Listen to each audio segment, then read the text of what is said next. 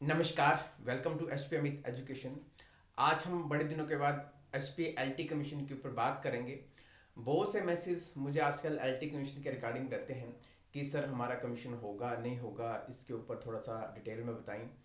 अभी हाल ही में आपने पीजीटी का एग्ज़ाम देखा जो कि हिंदी का हुआ, और एलटी में आपको मैं पहले भी बता चुका हूँ कि अभी कैबिनेट से पोस्टें अप्रूव नहीं हैं।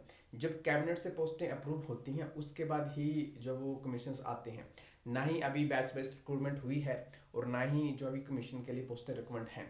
बट इन फ्यूचर 2025 में चांसेस हैं कि जो एलटी में भी पोस्टें जो कैबिनेट से अप्रूव हो सकती हैं। बाकी सिलेबस क्या रहेगा, प्रीवियस किस तरीके से क्वेश्चन पूछे गए हैं, सारा हम आज इस वीडियो में डिस्कस करेंगे। आपको मैं पूरा डिटेल में साथ में बताएंगे कि किस किस तरीके से प्रीवियस जो कमीशन हुए हैं उनमें सिलेबस पूछा गया था।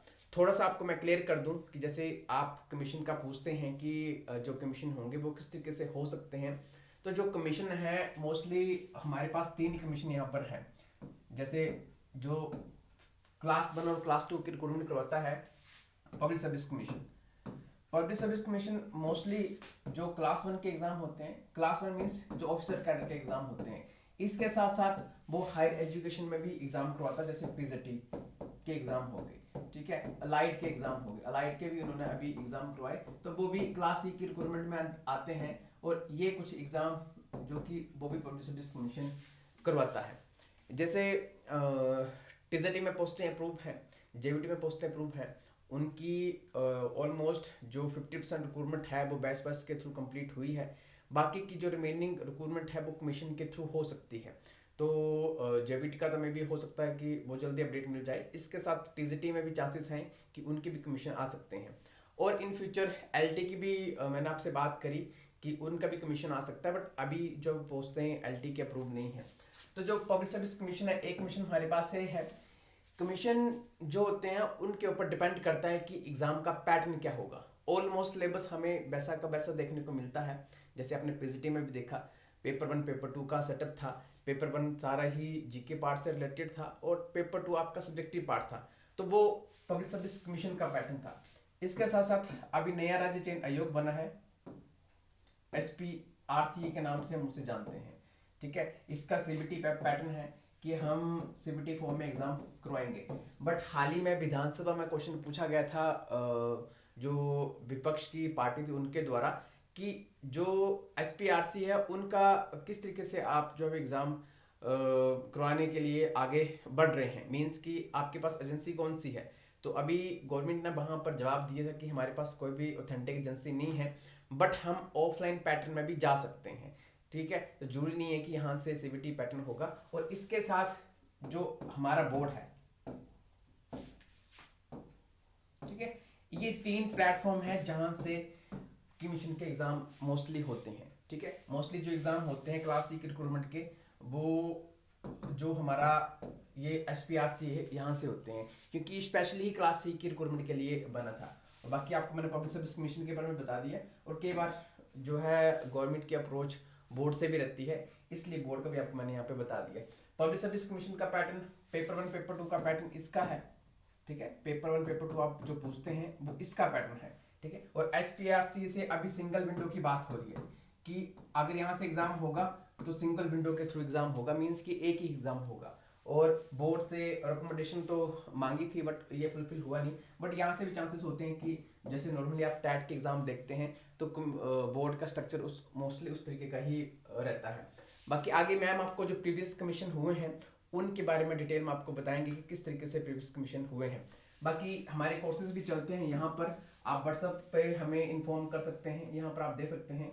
यहाँ पर हमने व्हाट्सएप की डिटेल भी दी है जिससे आप अगर कमीशन में तैयारी करना चाहें तो हमारे साथ तैयारी आप कर सकते हैं। इसमें आपको live classes, recorded classes, notes, mock test सभी का एक्सेस हम प्रोवाइड करवाते हैं। आज हम जानेंगे कि जो हिमाचल प्रदेश में जो भी पिछले कई वर्षों में जो एलटी कमीशन हुए हैं, उसमें जो है किस तरीके से प्रश्न पूछे जाते थे और वो प्रश्न कहाँ-कहाँ से आते थे। ठीक है जी। अभी ये आप ये समझ लीजिए कि प्रीवियस जो सिलेबस था हमारा एलटी कमीशन का, उसमें किस तरीके से प्रश्न पूछे गए थे, आज हम वो जानेंगे। अभी तक इन्होंने न्यू सिलेबस हमें बताया नहीं है कि न्यू किस तरीके से ये इस बार एलटी कमीशन करवाएँगे। तो हम यही जान लेते हैं तब तक कि जो पिछला था, पिछले एलटी कमीशन में जो है कहाँ-कहाँ से प्रश्न आए हुए थे। ठीक है? चलिए, देखिए सबसे पहले तो हम जान लेते हैं कि टोटल जो मार्क्स होते थे वो 85 मार्क्स थे और हमारे पास 170 प्रश्न होते थे। तो 170 क्वेश्चंस होते थे और मार्क्स कितने, मैक्सिमम मार्क्स जो है 85 मार्क्स का होता था। तो इसका मतलब हुआ कि जो एक प्रश्न होता है हमारे पास वो जो है आधा अंक का, यानी कि हाफ मार्क का होता था। तो एक प्रश्न के लिए हमें सिर्फ आधा अंक ही मिलते थे, है ना? तो बस ये होते थे, एक टोटल 170 प्रश्न हो गए हमारे पास और कितने का होता था, 85 अंक अंक के होते थे। ठीक है, हमें टाइम कितना दिया जाता था, 2 घंटे का, यानी कि 2 घंटे का जो हमें समय दिया जाता था। तो इस 2 घंटे के अंदर जो है हमें 170 प्रश्न जो है पूरे करने होते थे। ठीक है, ये तो बात हो गई जैसे हमारे मार्क्स की, क्वेश्चन जो कितने पूछे गए थे उनकी और समय की। अब देखते हैं हम कि कहाँ-कहाँ से प्रश्न पूछे गए हैं और कितने-कितने प्रश्न पूछे गए हैं। ठीक है? देखिए, सबसे पहले आते हैं साइकोलॉजी पर। तो साइकोलॉजी में कितने प्रश्न आते थे, तो साइकोलॉजी में लगभग कहीं पर देखिए आप, कहीं पर 20 प्रश्न पूछे गए थे, कहीं 22, कहीं पर 21। तो इस तरीके से लगभग आप ये समझ के चलिए कि 20 प्रश्न तो साइकोलॉजी में आएँगे ही आएँगे।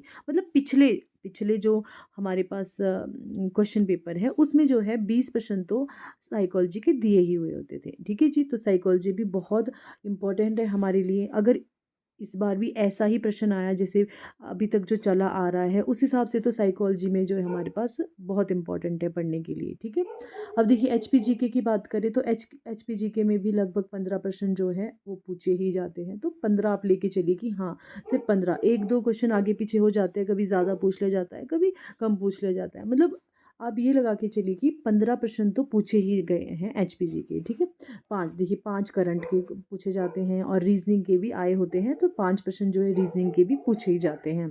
देखिए, जो हमारे पास एलटी कमीशन है उसमें सब आ जाता है, जैसे हिस्ट्री, इंडियन जीके आप पूरा ले लीजिए, हिस्ट्री से भी पूछे जाते हैं, ज्योग्राफी से भी, पॉलिटिकल से भी, साइंस से भी, हर एक से कुछ कुछ प्रश्न पूछे जाते हैं। देखिए जैसे हिस्ट्री हो गया, आप लगभग 7 प्रश्न लेके चलिए कि 7 प्रश्न पूछे ही जाते हैं हिस्ट्री से।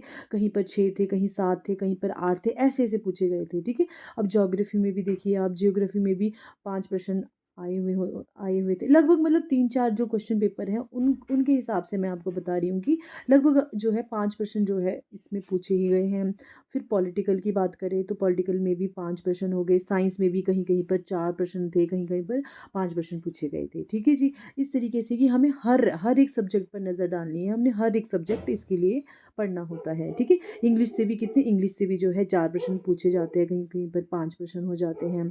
अब देखिए, हिंदी व्याकरण की बात अगर हम करें तो हिंदी व्याकरण से 20 प्रश्न पूछे गए थे। ऐसा नहीं कि सिर्फ 20 थे, 22 तक, कहीं पर 22 प्रश्न हो गए, कहीं पर 21 प्रश्न हो गए, ऐसे ऐसे थे। ठीक है, तो आप बस ये लेके चलिए कि 20 प्रश्न जो है हमारे पास हिंदी व्याकरण से पूछे ही जाते हैं। अब पारिभाषिक शब्दावलियाँ ये भी पूछी जाती हैं। कहीं-कहीं पर जो है 9 पारिभाषिक शब्दावली, आप 10 क्वेश्चन जो है पारिभाषिक शब्दावलियों के लेके चलिए। ठीक है जी? चलिए, और 5 प्रश्न जो है गद्य गद्य शिक्षण जो है उससे भी पूछे ही गए थे। अब बात करते हैं हम हिंदी साहित्य की। हिंदी साहित्य का तो आप लोगों को पता ही होगा। जैसे हमारे पास हिंदी साहित्य में जो सब कुछ, आदिकाल, भक्तिकाल, रीतिकाल, आधुनिक काल, अन्य जो सारी गद्य विधाएँ हैं उनसे प्रश्न आए ही हैं। मतलब ऐसा नहीं है कि किसी विधा को छोड़ा हुआ है, सारी विधाएँ जो है इन्होंने टच की है। हर एक विधा से जो है प्रश्न पूछे जाते हैं। जैसे आदिकाल है, आदिकाल से भी लगभग आप 5-6 प्रश्न आदिकाल से लेके चलिए, है ना? साहित्य, इतिहास, लेखन से संबंधित हो गए, भक्ति काल से, फिर रीतिकाल, पाश्चात्य, देखिए काव्य शास्त्र भी है यहाँ पर, काव्य शास्त्र से, और जो भारतीय काव्य शास्त्र और पाश्चात्य काव्य शास्त्र दोनों से ही प्रश्न पूछे गए हैं। ठीक है जी? लगभग 6-6 प्रश्न, आप 12 प्रश्न लेके चलिए, है ना? तो उसमें 15 प्रश्न आप काव्य शास्त्र के लेके चलिए, या 10 से 15 तक जो है काव्य शास्त्र से भी पूछे जाते हैं। बाकी जो सारे आते हैं हमारे पास हिंदी साहित्य से ही प्रश्न पूछे जाते हैं। अब हिंदी साहित्य में तो आप लोगों को पता ही होगा, जो सारी विधाएँ हो गई, निबंध, नाटक। नाटक में भी देखिए, नाटक में भी जो नाटक के उदय से संबंधित जो भी मतलब विद्वानों ने जो कथन कहे होते हैं, उस तरीके से भी प्रश्न आ जाते हैं। ठीक है जी? तो बस वही है कि नाटक हो गए, एकांकी, भाषा विज्ञान हो गया हमारे पास। ठीक है? भाषा विज्ञान से संबंधित भी प्रश्न पूछे गए हैं हमारे पास। बाकी छायावाद, प्रगतिवाद, प्रयोगवाद, नई कविता, पत्रिकाएँ हो गई, संस्थाएँ हो गई, इन सभी से मतलब हिंदी साहित्य के अंतर्गत जो भी हम पढ़ते हैं, जो भी युग पढ़ते हैं, जो भी काल हम पढ़ते हैं, जो भी जैसे छोटी-छोटी जो अन्य विधाएँ होती हैं, आलोचनाएँ हो गई, तो सारी जो गद्य विधाएँ हैं, सारे काल से जो है प्रश्न आए ही आए हैं इसमें, ठीक है? मतलब कि हर एक काल को जो है इन्होंने कुछ-कुछ प्रश्न जो है हर एक काल से लिए हुए हैं। तो बस यही था कि जो पिछला एलटी कमीशन था तो उसमें जो है इस हिसाब से हमारे से प्रश्न पूछे जाते थे। अगर हम हिंदी व्याकरण की बात करें तो हिंदी व्याकरण के अंतर्गत भी सब कुछ जैसे अलंकार हो गए, रस, छंद, शब्द शक्तियाँ हो गई, समास, संधि, संज्ञाएँ, मुहावरे, मतलब हर एक चीज़ जो है वो भी इसमें भी हर एक चीज़ पूछी गई हैं। ठीक है जी? बस यही था हमारे पास आज के लिए कि जो एलटी कमीशन में पिछले पेपर के आधार पर जो है किस तरीके से प्रश्न आते थे, तो हमने जो है इसी हिसाब से अभी तो हमने इसी तरीके से तैयारी करनी है, ठीक है जी। तो अगर आप लोग एलटी कमीशन की तैयारी करना चाहते हो तो आप हम लोगों से जुड़ सकते हो, नीचे दिए गए नंबर पर आप हमसे संपर्क कर सकते हो। ठीक है जी, धन्यवाद।